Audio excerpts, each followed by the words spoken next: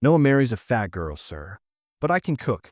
The words tumbled out of her mouth before she could stop them, raw and desperate, hanging in the freezing air between them like a confession she'd been holding inside for years. She stood there on the porch, trembling from head to toe, her worn dress clinging to her body. The body that had earned her nothing but mockery and rejection in every town she'd passed through for the last 3 months. The cowboy's eyes swept over her slowly, taking in her size, her muddy shoes, her torn shawl, and for a moment she braced herself for what always came next. The laughter, the disgust, the doors slamming in her face one more time. But instead, his voice came low and steady, cutting through the wind like a promise she didn't dare believe. "Then I'll marry you." And in that moment, standing on that lonely ranch porch with the last light of day dying behind the mountains, everything she thought she knew about herself, about men, about second chances, was about to be torn apart and rebuilt from the ground up. But let's go back. Let's go back to how she even got here, to this doorstep, to this impossible moment. Her name was Nora, and just 3 months ago, she'd had a different life. Not a great life, but a life. She'd been working as a cook in a boarding house 2 towns over, earning just enough to rent a tiny room and eat one meal a day. She wasn't happy, but she was surviving. And for a woman like her, a woman the world had decided wasn't worth looking at, surviving was all she could hope for. Then the boarding house burned down. Just like that, in one night, everything gone. No job, no room, no savings because there had never been enough to save. And suddenly she was on the street with nothing but the dress on her back and a canvas bag holding one extra skirt, a hairbrush, and her mother's old recipe book. The only thing she had left of any value at all. So she started walking, town to town, door to door, begging for work. Any work. She could cook, really cook, the kind of cooking that made people close their eyes and smile. Her mother had taught her that before the fever took her 5 years back. Nora could make bread that melted in your mouth, stews that warmed you from the inside out, pies that people talked about for weeks. But nobody cared about that, because when she knocked on doors, they didn't see a cook. They saw a fat woman, and that's all they saw. At the first town, she'd tried the bakery. The owner's wife had opened the door, looked her up and down with cold eyes, and said, "We can't have someone like you in front of customers. Bad for business." At the inn, the owner had laughed right at her face. "My husband would never allow it. You understand." At a farm outside town, she'd offered to work just for food and a place to sleep in the barn. The farmer's children had pointed and giggled, and the wife had shooed her away like a stray dog. "You'd eat more than you're worth," she'd called after her. Every rejection cut deeper than the last. Every slammed door, every disgusted look, every cruel word carved another piece out of her soul until she started to believe what they were telling her. That she was worthless, that she was ugly, that she was a burden nobody wanted to carry. She stopped looking people in the eye. She started apologizing for existing. She walked with her shoulders hunched, trying to make herself smaller, even though she knew it was pointless. The world had decided what she was worth, and it wasn't much. But still, she kept walking. Because what else could she do? Lie down and die? Some days it seemed easier. Some days, when her feet were bleeding and her stomach was eating itself and the sun was beating down on her like punishment, she thought about just stopping, just sitting down by the side of the road and letting whatever happened happen. But something stubborn inside her wouldn't let her quit. Maybe it was her mother's voice in her head, telling her she was stronger than she looked. Maybe it was just pure spite, refusing to let the world win. Either way, she kept moving. Then came the day she ran out of towns. She'd been walking for 2 days straight with no food, nothing but water from streams, and her legs were shaking so bad she could barely stand. The sun was setting, painting the sky orange and purple, and she knew she couldn't make it through another night in the open. She'd die out here, alone, and nobody would even know her name. That's when she saw it. A ranch house sitting by itself in the middle of nowhere, smoke coming from the chimney, light in the windows. It looked solid, permanent, like the kind of place that could hold a person up when they were falling apart. She stood there staring at it for a long time, gathering what was left of her courage. This was it, her last chance. If this door closed in her face, she had nowhere left to go. Her hand shook as she raised it to knock. The sound echoed across the empty land, and for a moment there was nothing but silence. Then footsteps, heavy boots on wooden floors. The door swung open, and there he was. Tall, broad-shouldered, weathered face under a cowboy hat, with eyes that looked like they'd seen too much and felt too little. He didn't say anything, just studied her with those unreadable eyes, and she felt herself shrinking under his gaze. This was the moment. This was where he'd look at her with disgust and send her away. So she did the only thing she could think of. She told him the truth, the ugly, painful truth that had been choking her for months. "I know what you're thinking, sir," she said, her voice barely above a whisper. "I know I'm not what people want to look at. I know I'm fat and poor and probably more trouble than I'm worth." Tears were burning in her eyes now, but she forced herself to keep going. "But I can cook. I can really cook. And I can work hard. I can clean. I can mend. I could do anything you need. I just need a chance. Just one chance, because I've got nowhere else to go, and I can't walk anymore, and I know that no one marries a fat girl, sir. But I can cook." The words hung there between them, and she waited for him to laugh or pity her or tell her to get off his property. But he just kept looking at her with those steady eyes. Then his voice came, deep and calm, like he was stating a simple fact. "Then I'll marry you." She actually laughed, a short, broken sound that came out wrong. "What?" He didn't smile, didn't blink. "You heard me. I'll marry you." Her mind was spinning. This had to be a joke, some cruel game he was playing. Men didn't just offer to marry strange women who showed up on their doorstep, especially not women who looked like her. "Why?" The word came out like an accusation. "Why would you say that?" And that's when everything in her life was about to change. He didn't answer right away. Instead, he stepped back from the doorway and gestured for her to come inside, out of the cold. Nora hesitated, every instinct screaming at her to be careful, to not trust this, to run. But where would she run to? So she stepped across the threshold into the warmth of his home, and he closed the door behind her. The house was simple but clean. A stone fireplace crackling with warmth. A worn leather chair. A table with 2 chairs. Everything practical, nothing fancy.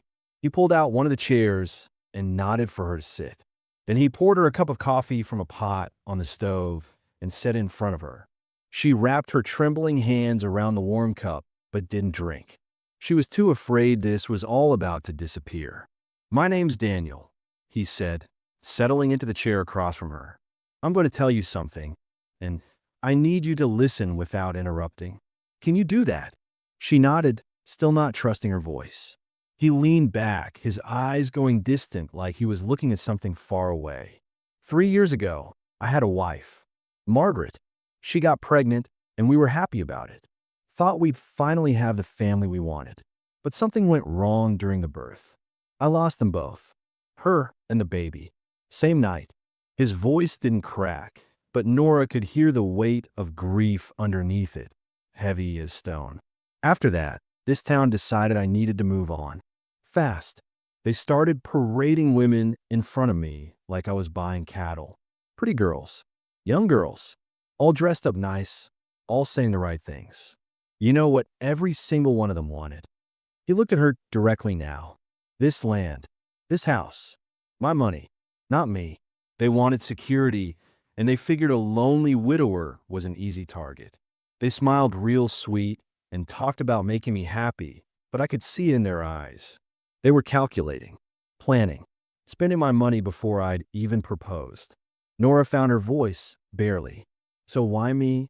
I'm the opposite of those girls." Daniel nodded slowly. "Exactly. You came to my door asking for work. Not marriage. Not rescue. Not my money. Just a chance to earn your keep. You were honest about what you could offer and what you needed. No games. No pretty lies. Just truth." He paused, taking a sip of his own coffee. "And you said something that struck me. You said nobody marries a fat girl. Like you've been told that so many times you believe it. Like the world convinced you that you're not worth choosing. I'm not, she whispered. Look at me. His eyes hardened. I'm looking at you. I see someone who's been walking for months with no food, no money, no help. Someone who's been kicked down over and over, but kept getting back up. Someone who knocked on one more door, even when every door before it slammed in your face. That takes strength, real strength. Not the kind you're born with, but the kind you build through suffering. He leaned forward. Those pretty girls who came here, first time life gets hard, first time the money runs tight or the winter gets rough, they leave. But you've already survived hard. You know what rock bottom looks like. That means you're not going to run. Nora felt tears sliding down her cheeks. She wanted to believe him. God, she wanted to believe him so badly. But years of rejection had built walls around her heart. This is insane, she said. You don't even know me. I could be awful. I could be mean or lazy or… Could you? He interrupted. Are you? She shook her head. No, I'm none of those things. Then we'll figure out the rest. His voice was firm, decided. I'm not promising you romance. I'm not promising love, at least not right away. I don't know if that'll come or not. But I can promise you respect. I can promise you'll never go hungry again. I can promise you safety and a roof and a place where you're not just tolerated, but needed. I need a partner, not a decoration. Someone who'll work beside me, not behind me. Can you do that? Nora stared at him, this strange man offering her an impossible thing. A life, not just survival, but an actual life with purpose and dignity. Her voice shook when she spoke. And if I say yes, what happens then? Daniel stood up. Then tomorrow we ride into town and make it legal. You become my wife. This becomes your home. And we build something real together. He extended his hand across the table. So what do you say, Nora? You willing to take a chance on this? She looked at his hand, then at his face, searching for any sign of mockery or cruelty. But all she saw was honesty. Raw, uncomfortable honesty. So she reached out and placed her hand in his. Yes, she whispered. Yes, I'll marry you. That night, Nora barely slept. Daniel had shown her to a small bedroom, clean and simple with a quilt on the bed and a window looking out over the dark fields. Take your time, he'd said. No pressure. This is your room for as long as you need it. Then he'd closed the door and left her alone. She'd sat on the edge of the bed, still wearing her dirty dress, unable to believe any of this was real. At any moment she expected to wake up on the side of the road, starving and alone. This whole thing, just a dream her desperate mind had created. But morning came, and it was still real. She woke to the sound of roosters and the smell of coffee. When she emerged from the bedroom, Daniel was already dressed, his hat on, ready to go. You ready? He asked. She nodded, even though she wasn't ready at all. The ride into town was the longest 20 minutes of her life. Nora sat beside Daniel on the wagon seat, acutely aware of every bump in the road, every glance he gave her, every moment of silence between them. When they reached the town, she felt eyes on them immediately. People stopped on the sidewalks to stare. Women whispered behind their hands. Men looked confused. She wanted to disappear, to sink into the wagon seat and never be seen again. But Daniel just kept driving, his jaw set, his eyes forward, until they reached the justice of the peace's office. The ceremony was short, brutally short. The justice, a thin man with spectacles, looked at them with barely concealed surprise, but asked no questions.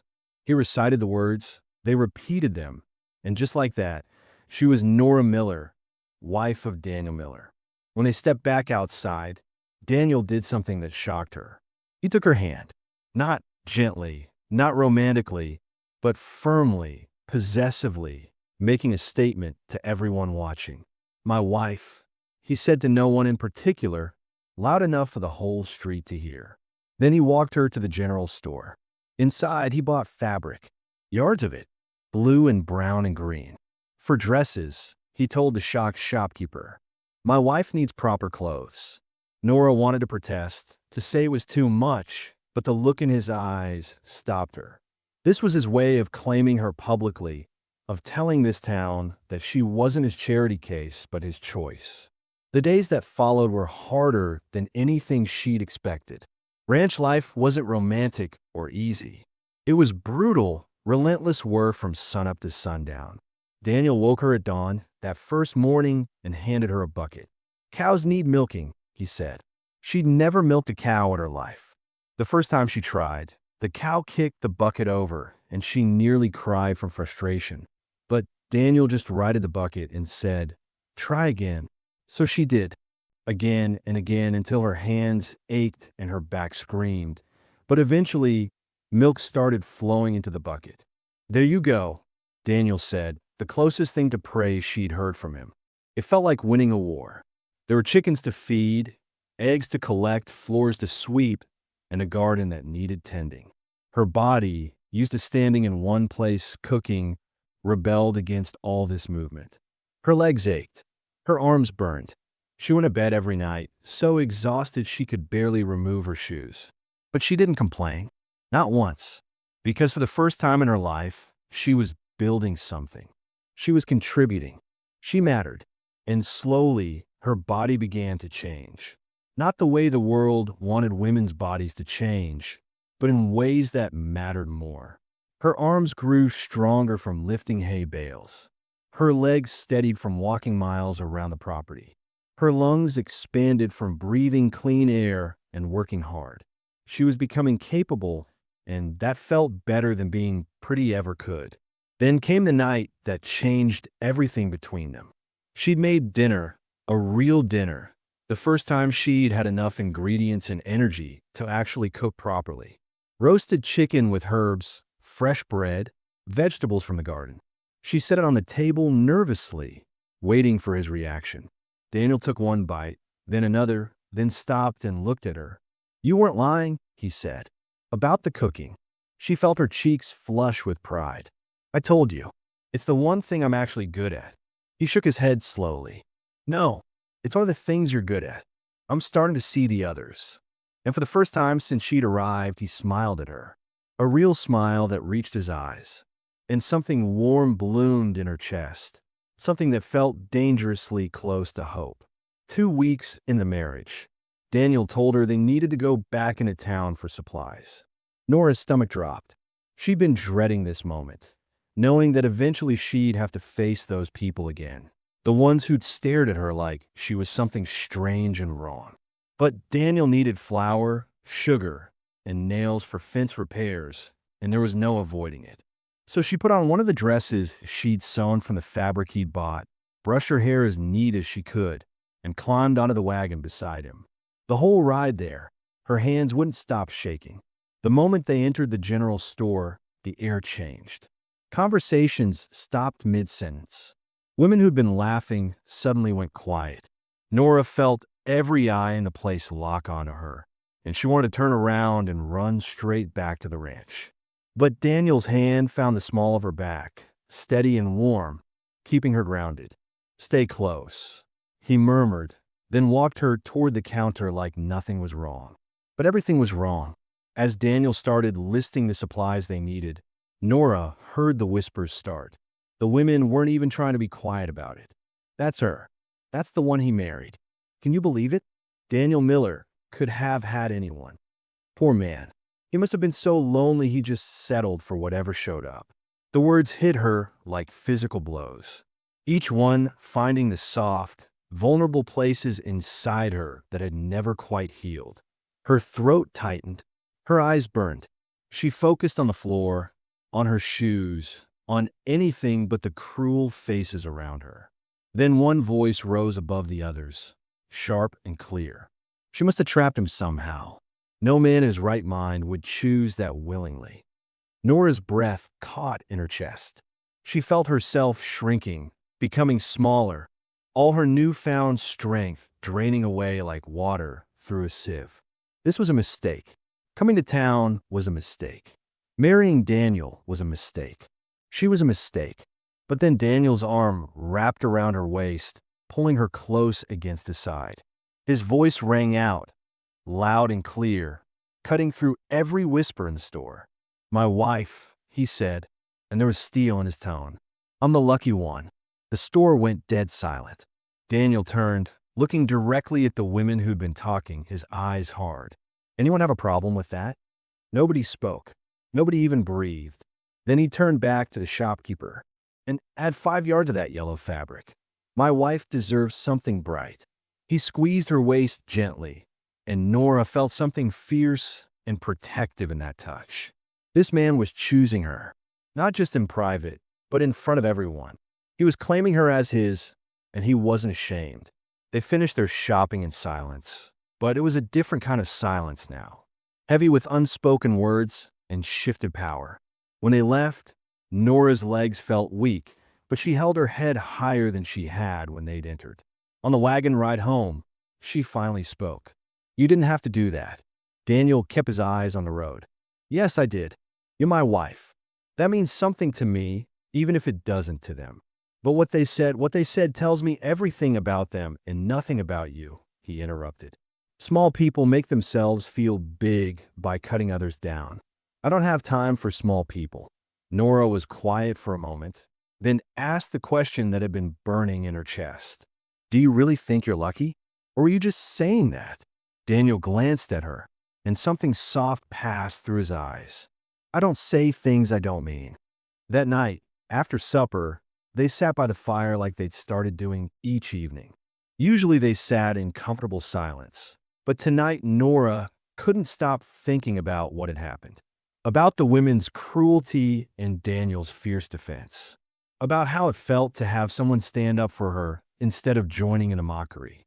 "Thank you," she said quietly, "for today, for what you said in the store." Daniel looked up from the harness he was mending. "You don't need to thank me for basic decency." "Maybe not, but I'm going anyway, because I've never had it before." She paused, gathering courage. "My whole life, people have been ashamed to be seen with me. You're the first person who isn't." His eyes held hers across the firelight.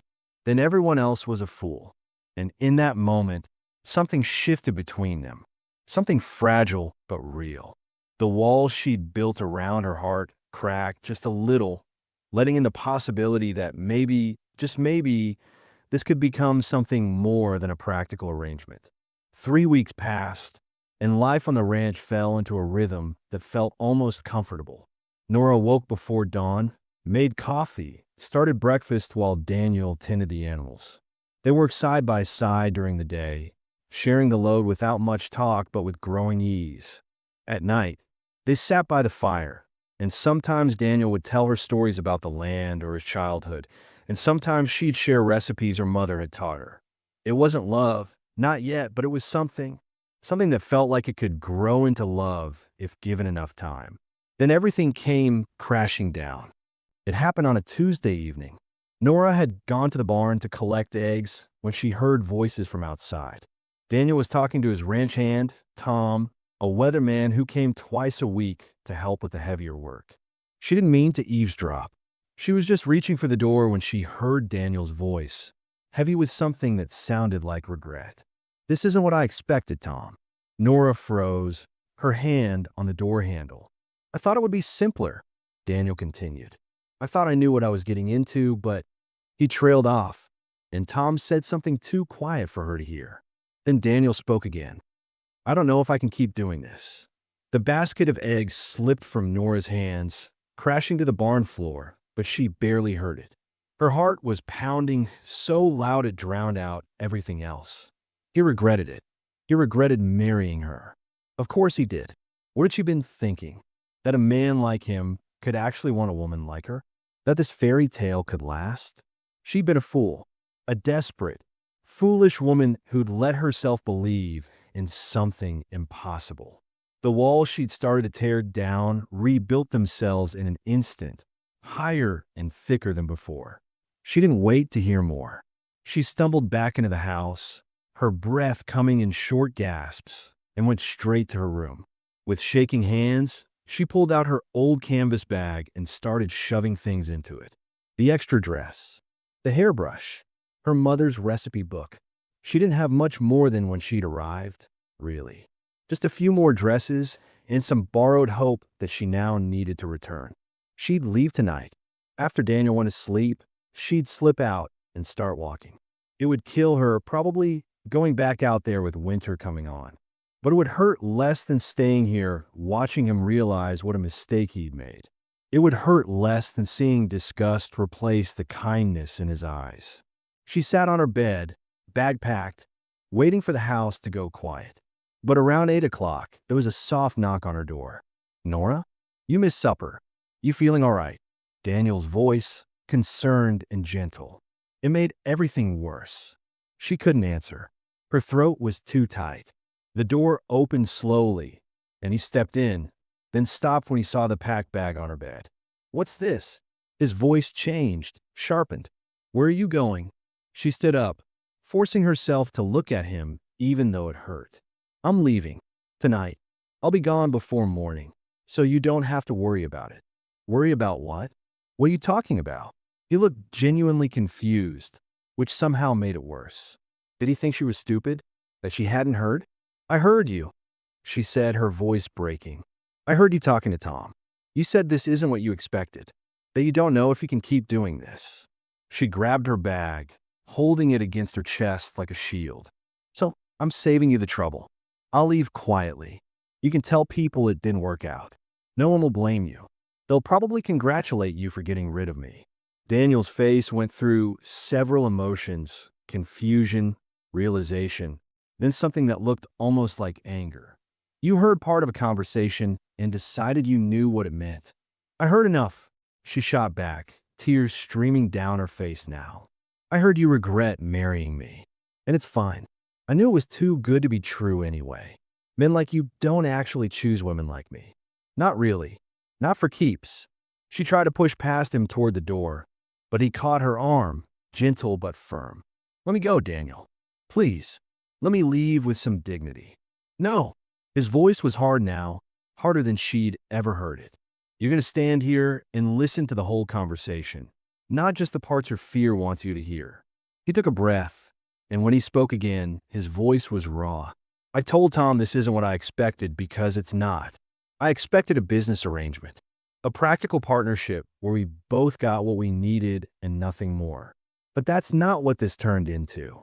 He stepped closer, his eyes intense. "You want to know what I actually said? The whole thing? I said this isn't what I expected because it's better. Because you're stronger than I imagined. Braver. Tougher. You work harder than any person I've ever met. You never complain. You never ask for more than you need. You make this cold house feel warm. And I don't know if I can keep doing this, pretending this is just a practical arrangement, when somewhere along the way I started actually caring about you." Nora stared at him, her bag slipping from her hands. "What?" Daniel ran a hand through his hair, looking uncomfortable. "I'm not good with words. Never have been. But I need you to understand something. When I said I was lucky, I meant it. Every morning, I wake up grateful you knocked on my door. Every night, I sit by that fire and think about how empty this house was before you. And yeah, it scares me, because I lost someone before and it nearly broke me. Getting attached again, letting myself feel something again, that's terrifying." His voice dropped lower. "But I'm feeling it anyway, despite being scared, despite trying not to. I'm falling for you, Nora, and I don't know how to stop it. Don't even know if I want." The room spun around her. This couldn't be real. Men didn't say these things to women like her. But here he was, saying them, his eyes honest and vulnerable in a way she'd never seen before. "You don't mean that," she whispered. "You can't." He reached out slowly, giving her time to pull away, and cupped her face in his rough, calloused hands. "I don't lie. Not about things that matter. And this matters." For a long moment, Nora just stood there with Daniel's hands on her face, afraid to breathe, afraid to believe.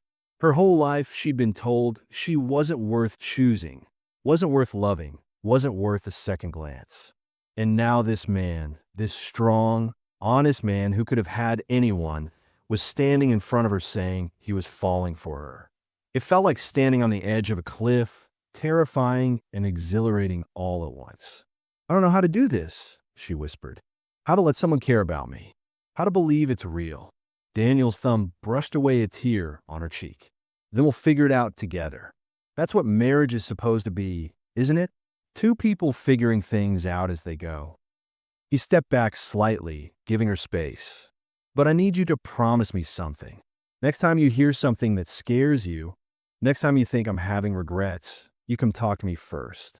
Don't just pack a bag and run. We face things together or we don't face them at all. Deal. Nora nodded, her throat too tight for words. Then, because she needed to say something, needed him to know she wasn't the only one feeling this shift between them, she found her voice. I think I'm falling for you two.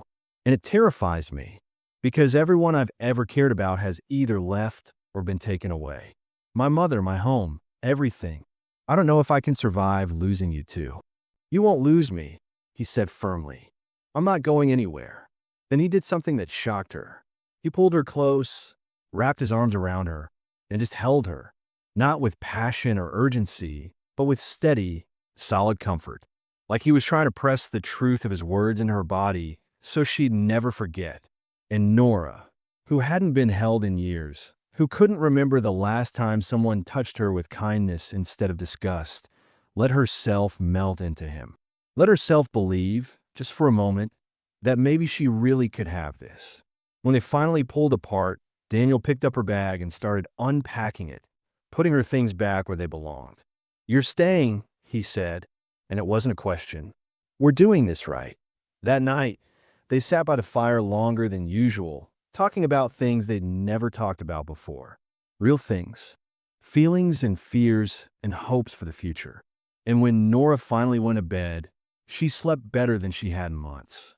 6 months passed, and the seasons changed from autumn to the bitter cold of winter and then into the gentle warmth of early spring. And everything changed with them. Nora's life transformed in ways she'd never imagined possible. The ranch, which had seemed so foreign and intimidating at first, became home. Not just a place to live, but truly home, with memories in every corner and love soaked into the walls. She and Daniel grew closer with each passing day, their marriage evolving from an arrangement into a real partnership built on respect, trust, and genuine affection. The awkward silences became comfortable quiet. The careful distance became easy affection. They learned each other's rhythms, each other's needs, each other's language. And Nora bloomed, not in the way society said women should bloom, by becoming smaller or prettier or more acceptable, but in the ways that actually mattered. She grew stronger, her body becoming a powerful instrument capable of incredible things. She could haul water, mend fences, handle the horses with confidence. Her skin glowed from good food and fresh air. Her eyes sparkled with purpose and pride. But more than her body, her spirit transformed. The shame that had weighed her down for so long began to lift. She started walking with her head up, her shoulders back. She laughed more, smiled more, took up space without apologizing for it.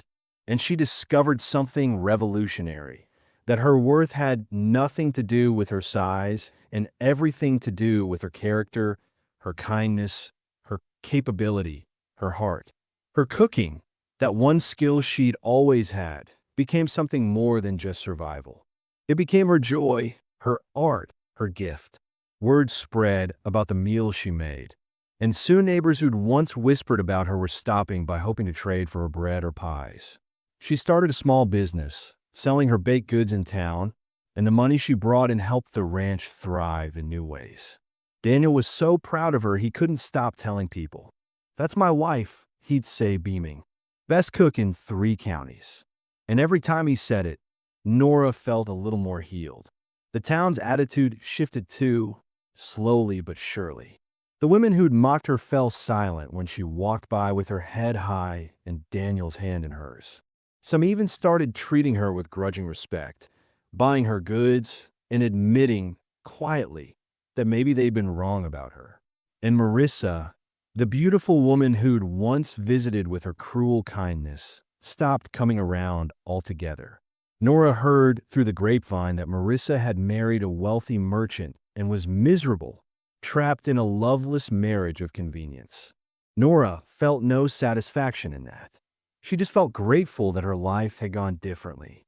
One evening in late spring, Nora and Daniel sat on the porch watching the sun set over their land. The land that was now theirs together.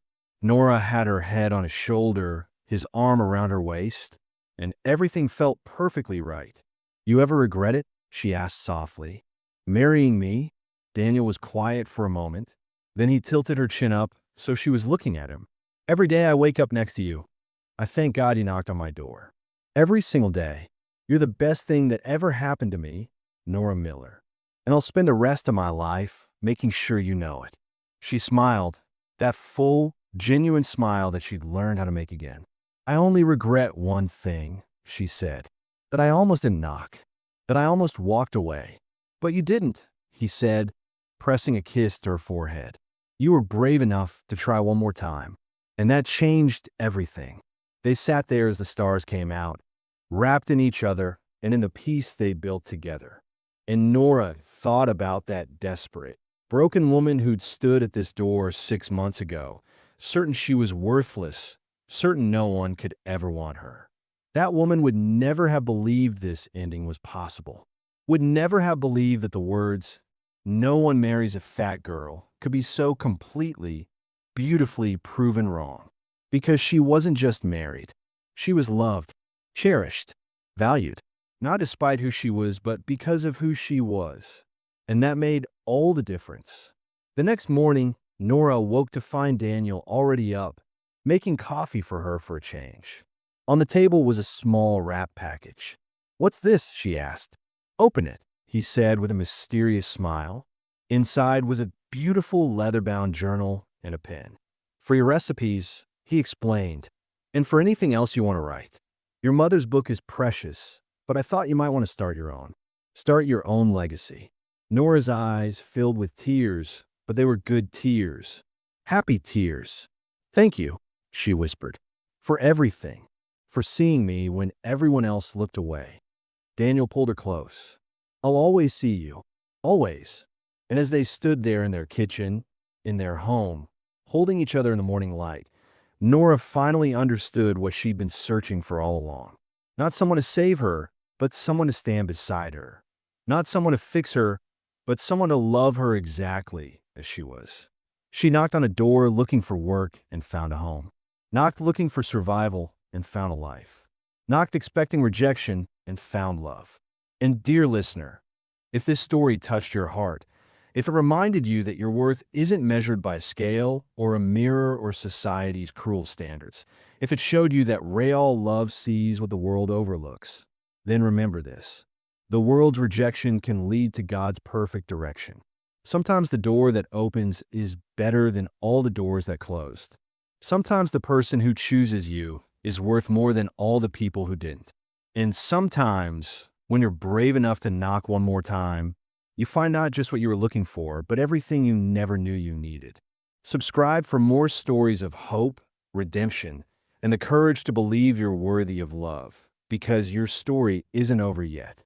And the best chapter might be just one knock away.